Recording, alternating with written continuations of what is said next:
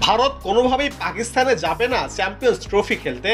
ভারতীয় ক্রিকেট নিয়ন্ত্রণ বোর্ডের বিসিসিআই এর এই ঘোষণার পর লঙ্কাকাণ্ড ঘটে গিয়েছিল ক্রিকেট বিশ্বে। তবে এই সিদ্ধান্ত থেকে সরে আসেনি তারা। চ্যাম্পিয়ন্স ট্রফিতে ভারত ঠিকই অংশগ্রহণ করবে, তবে সূচি এমনভাবে সাজানো হয়েছে যেখানে তাদের ম্যাচগুলো অনুষ্ঠিত হবে নিরপেক্ষ ভেন্যু আরব আমিরাতে।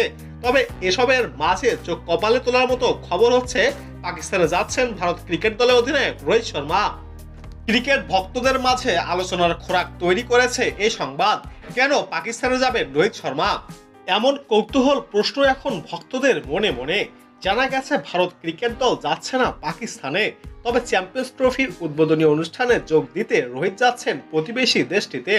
টুর্নামেন্টে অংশগ্রহণকারী ৮ দলের অধিনায়ক পাকিস্তান ক্রিকেট বোর্ড পিসিবি আয়োজিত জাঁকজমকপূর্ণ এই অনুষ্ঠানে যোগ দেবেন।